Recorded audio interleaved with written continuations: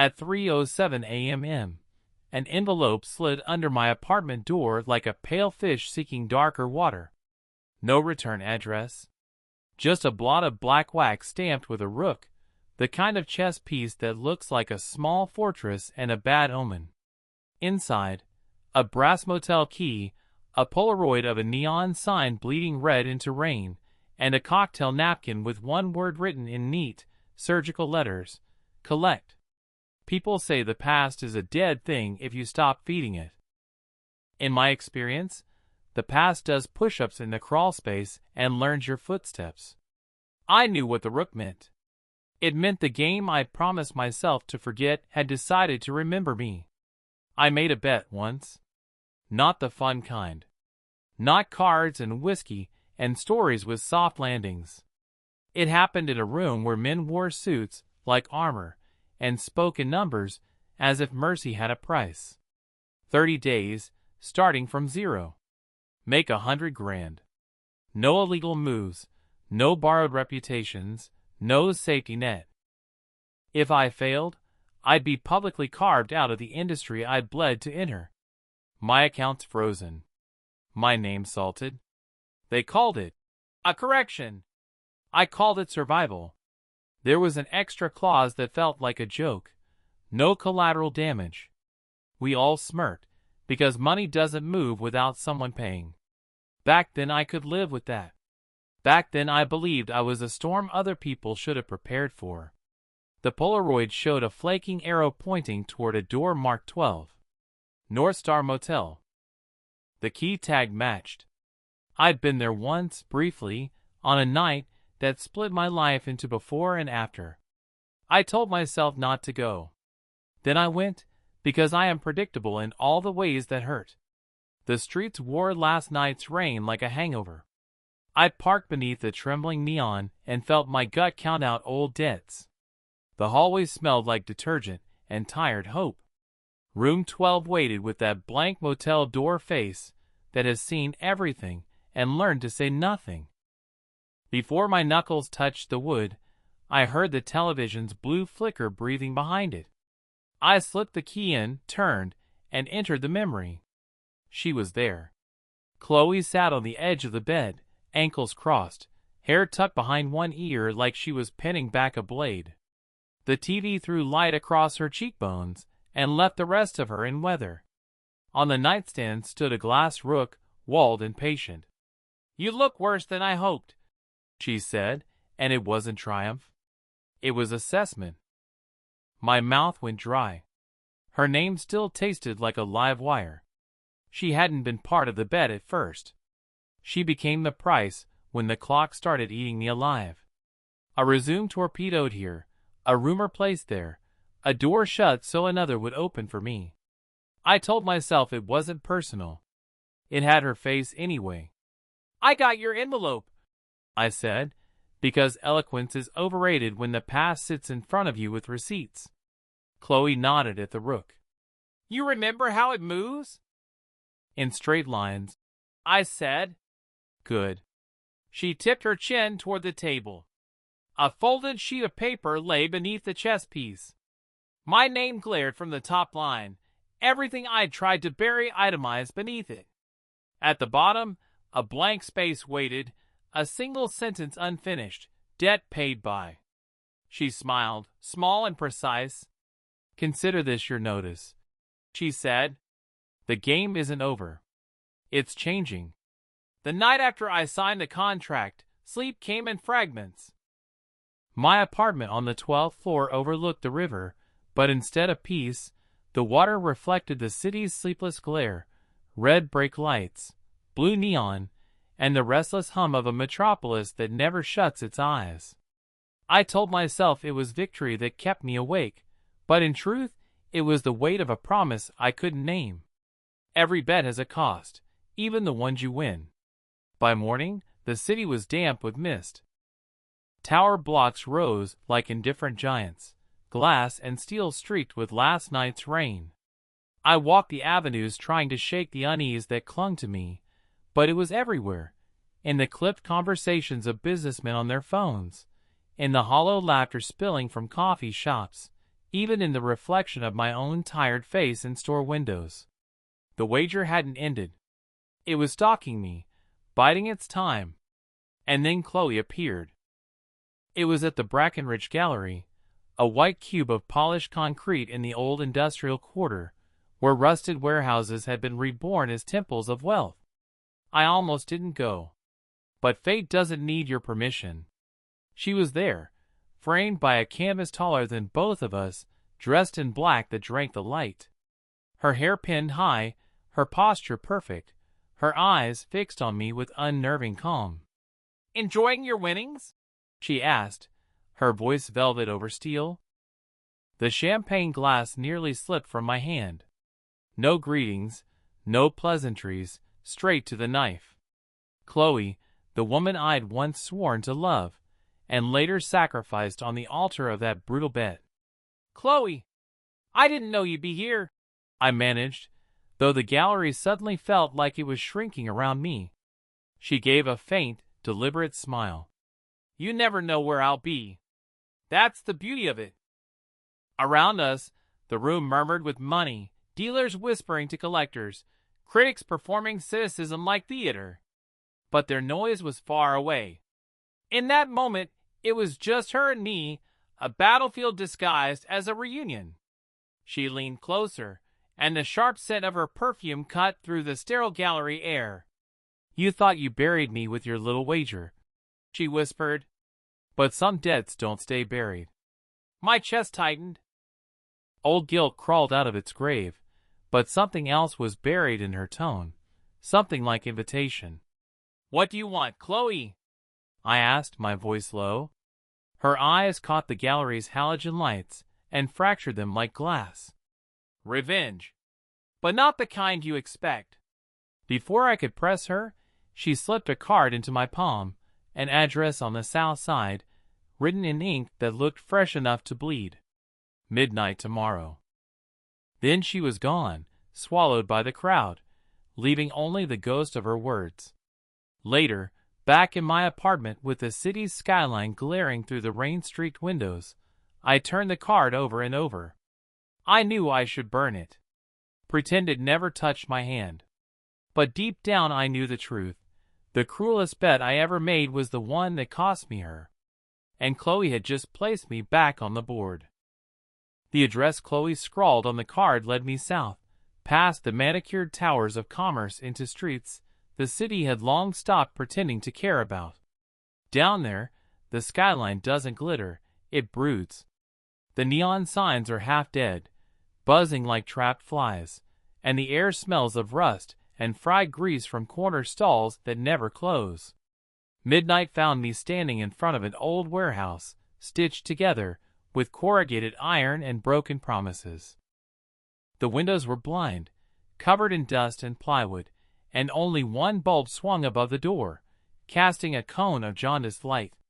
If this was a trap, it had the courtesy of dressing the part. Inside, the cavernous space was stripped bare, except for a row of folding chairs and a table set at the far end. A single lamp burned on it, weak against the vast dark. And there she was. Chloe sat like she owned the shadows, her coat draped over the chair, her gaze steady and unreadable. She didn't rise when I entered. She just tilted her head slightly, as if cataloging every shift in my posture. "You came," she said, her tone making it sound like a diagnosis.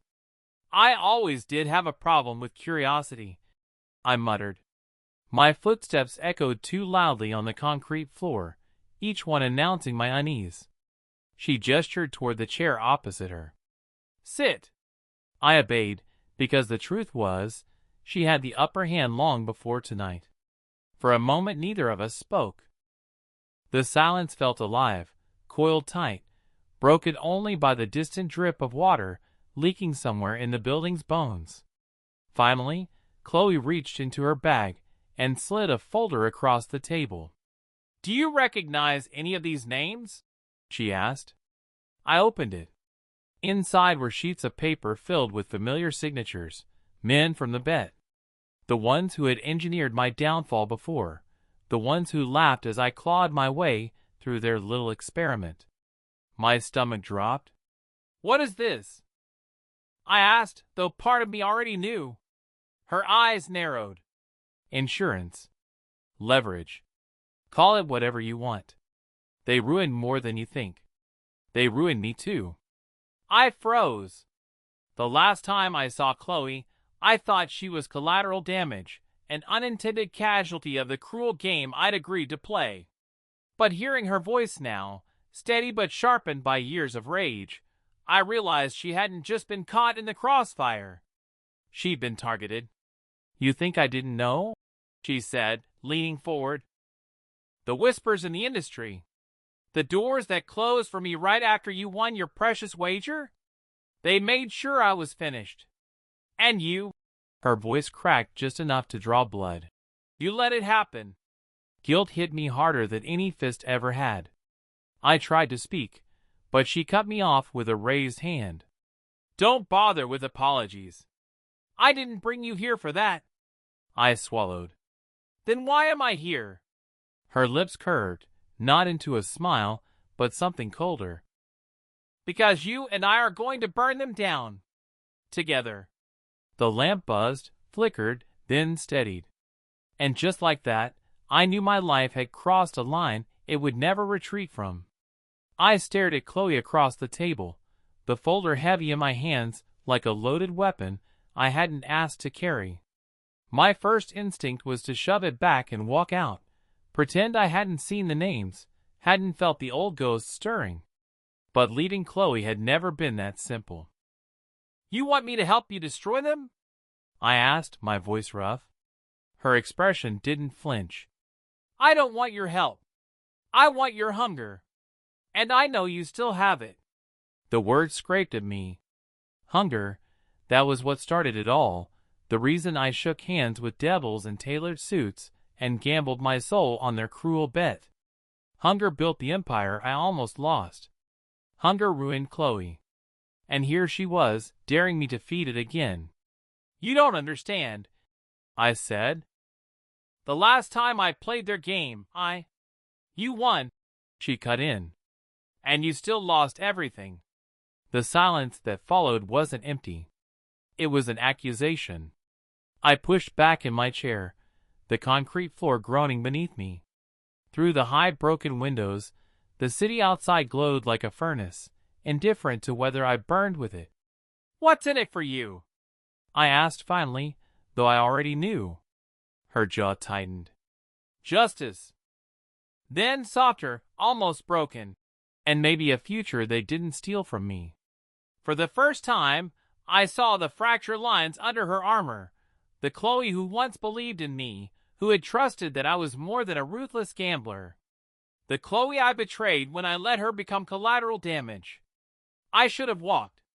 I should have told her I was done playing games with kings and pawns. But the truth was brutal and undeniable. I wanted what she wanted. I wanted blood. She leaned closer, her voice dropping into something conspiratorial. "They're not as untouchable as they think. I have accounts, receipts, records they buried.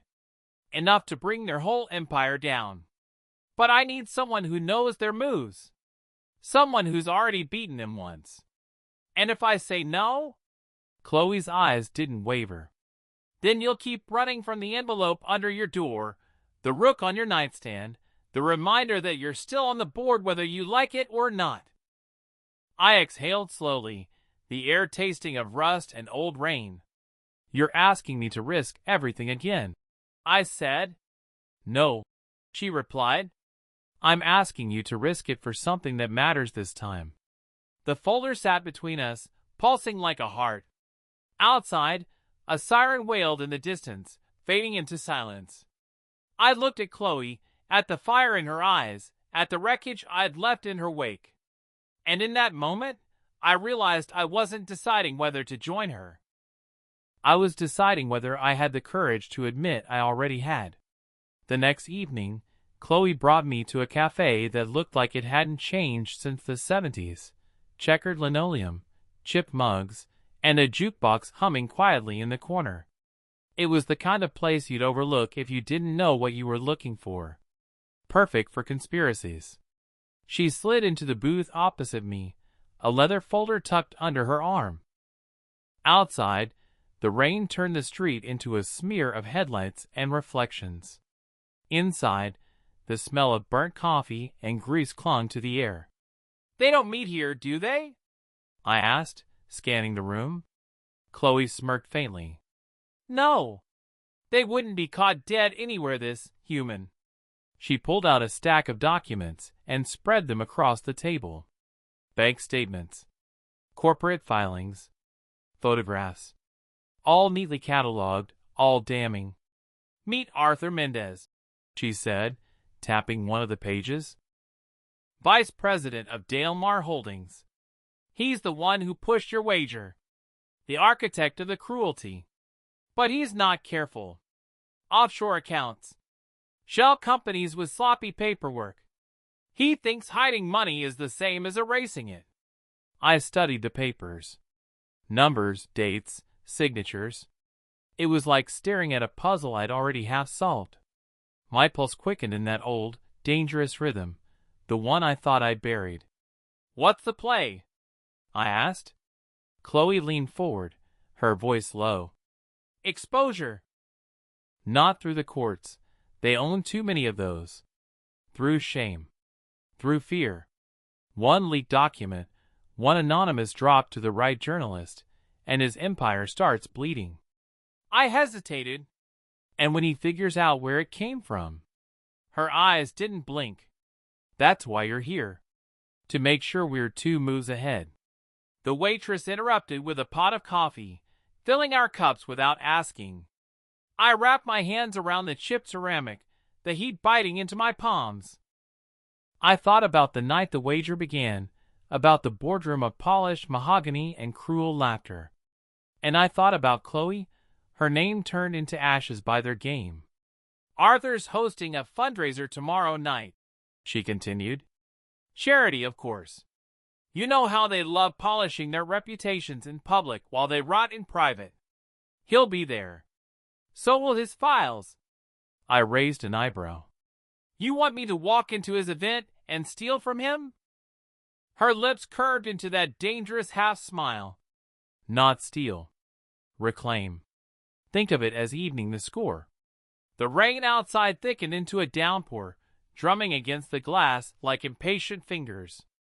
I looked at Chloe, at the fire behind her calm, at the chance she was offering, not just for revenge, but for something like redemption.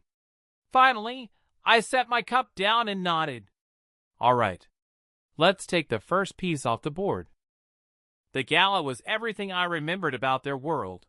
Chandeliers dripping with crystal, champagne that tasted like arrogance, and music played soft enough to flatter conversation, but loud enough to drown the truth.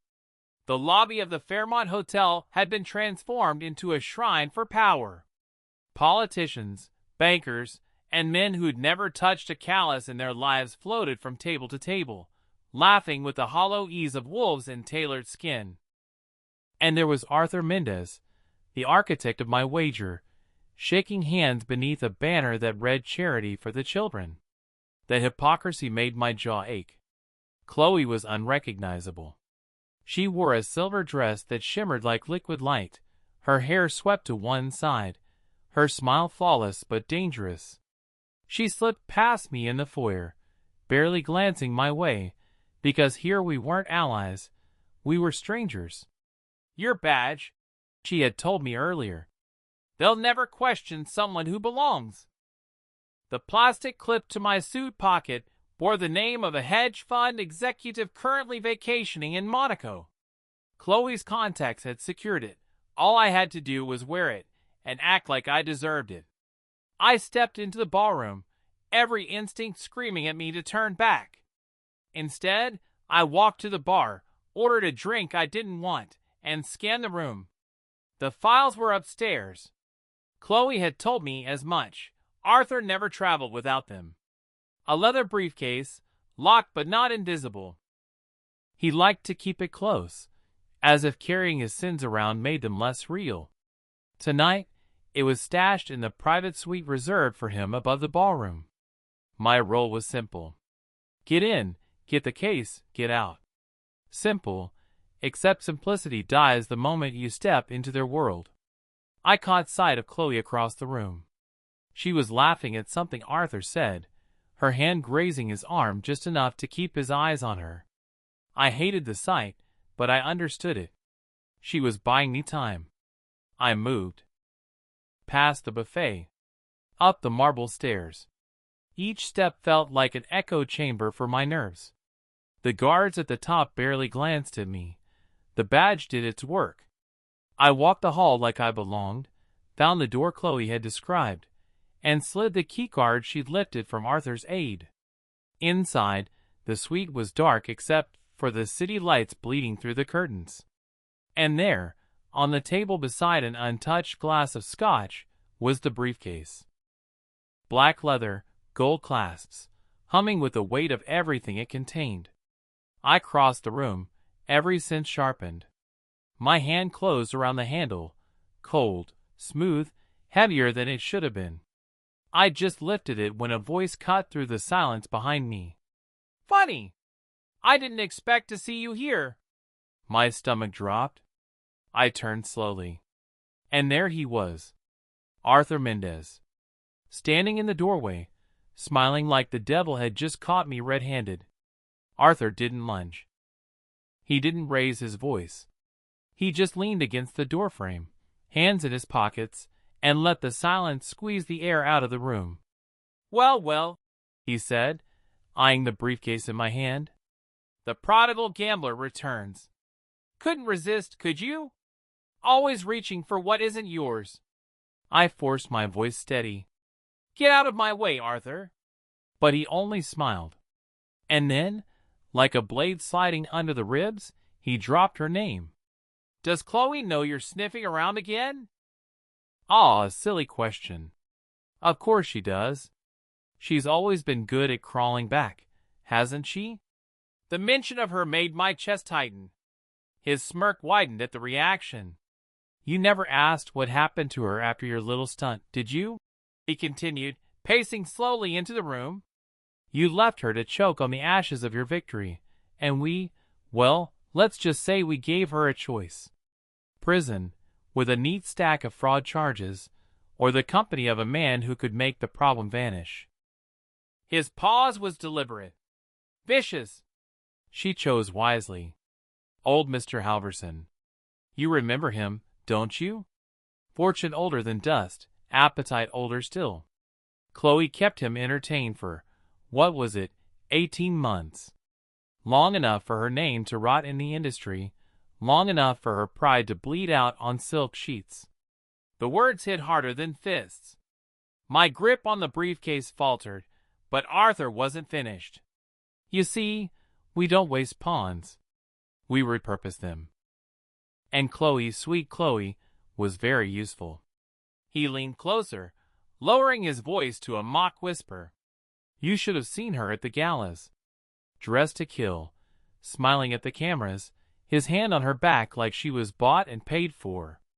Which, of course, she was." My stomach turned. Guilt, rage, shame, each one tearing at me.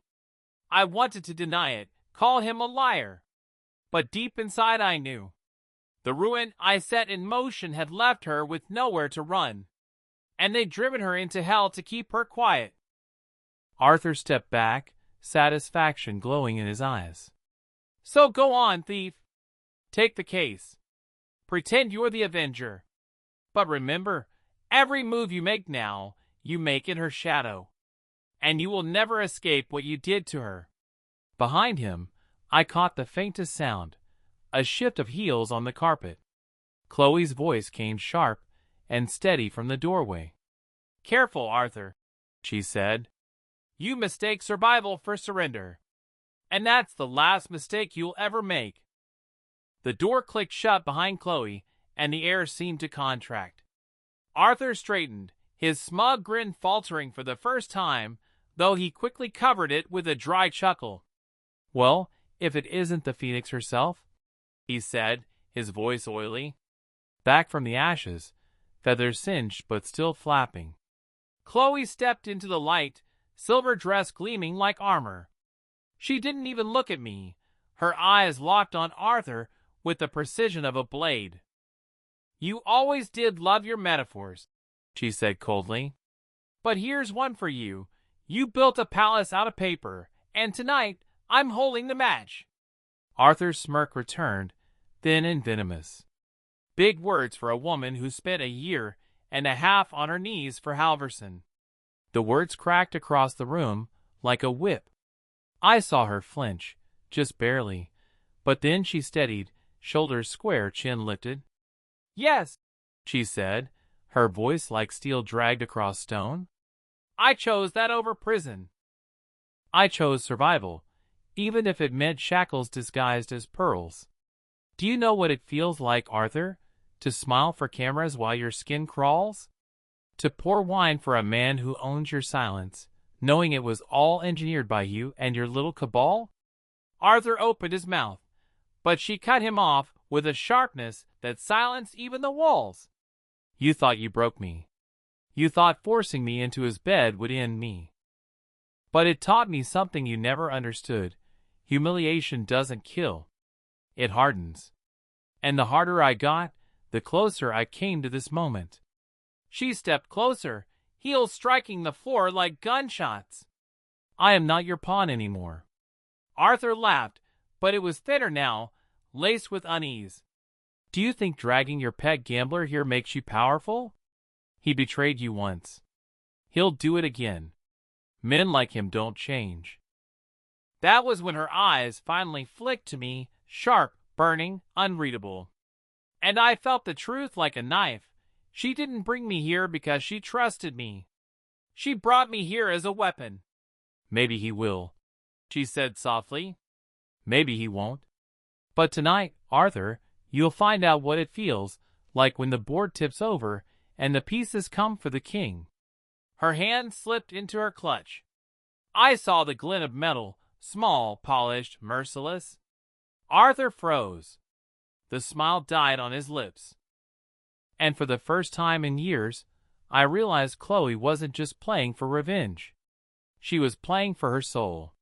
The silence after the gun's glint was thick enough to choke on. Arthur's eyes flicked to the pistol, then to me, calculating odds the way only predators do. "Put it down, Chloe," he said, voice slow, almost paternal. "You're not a killer. You're just a bitter woman who—" The crack of the gunshot split the air. It wasn't aimed at him. The bullet buried itself into the mahogany paneling an inch from his head, with splintering across his perfect suit. Arthur flinched, just for a second, and in that flicker I saw something priceless: fear. "I don't miss twice," Chloe said, her voice even. Arthur raised his hands, but his smirk crept back, fragile but present. "This won't save you. The moment you fire, the moment you cross that line, you're mine forever. You'll be the crazy whore who—" "Enough." My voice surprised me. They both turned. My hands were trembling, not from fear, but from the weight of everything collapsing at once. Arthur, Chloe, the bet, the years of silence, I couldn't carry them anymore. I stepped forward, briefcase still in my grip, and let it fall open on the table. Documents spilled out like entrails. Arthur's accounts, signatures, offshore trails. His empire, naked under the lamp. "This is the end of the wager," I said. "Your empire dies tonight. Either with her bullet or with these papers in the hands of every journalist you've ever bribed." Arthur's mask cracked then. Not much, just a twitch in the corner of his mouth, but it was enough. He lunged, not at Chloe, not at me, but at the briefcase. I moved first. My fist connected with his jaw, a sickening crunch that rattled my bones. He staggered back, knocking over the Scotch glass, amber liquid spreading across the floor like blood. Chloe didn't hesitate. She stepped in close, pressed the barrel to his temple, and whispered something only he heard. His face drained of color. He dropped. Not dead, just broken. Shaking, humiliated, stripped of the power he thought eternal. Chloe lowered the gun, her breath ragged. The pistol slipped from her hand and clattered on the marble. For the first time, I saw her tremble. Not from weakness, but from the weight of finally taking back her life. I looked at her, at Arthur crumpled on the floor, at the damning papers scattered around us. And I realized we weren't free yet. The empire wouldn't fall in one night. There would be consequences. Blood always carries a bill. But in that room, with Chloe standing fierce and unbroken at my side, I felt something I hadn't in years, something sharper than fear, heavier than guilt. Hope. We left Arthur on the floor, groaning in his $1,000 suit, surrounded by the debris of his empire. Chloe didn't look back. Neither did I. The hallway outside the suite was hushed, the party still roaring below as if the world hadn't just shifted. We moved fast, silent, down the back stairs and out into the rain-slicked alley where the neon bled into puddles. My chest was tight, but not from fear. It was the adrenaline of a man walking away from a table where the house finally lost. Chloe leaned against the brick wall, her silver dress clinging in the drizzle, her breathing sharp. For the first time since she reappeared in my life, she looked tired. Human. "He'll come for us," I said quietly. She nodded, wiping the wet hair from her cheek. "Yes, but not tonight. Tonight he's crawling to save himself." I looked at her then, not the avenger, not the survivor, but the woman I once betrayed and the woman who somehow, impossibly, was still standing beside me. The weight of what she endured, Halverson, the humiliation, the chains I'd forged around her life, pressed into me like a brand. "I should have protected you," I whispered. Her eyes met mine, steady, cold. "You destroyed me. Don't dress it up." The words cut deep, but then her gaze softened just enough to let me breathe. "But you're here now, and this time you don't get to run." I exhaled, the rain cooling my skin, the city humming around us. "Then we burn it all. Together." A flicker of something passed through her, suspicion, maybe, or the fragile beginnings of trust. She reached for the briefcase, papers still inside, soaked at the edges. "These go to the press tomorrow," she said. "Anonymous leaks. Enough to keep Arthur's friends scrambling. We'll scatter them piece by piece until the whole rotten tower collapses." "And us?" I asked.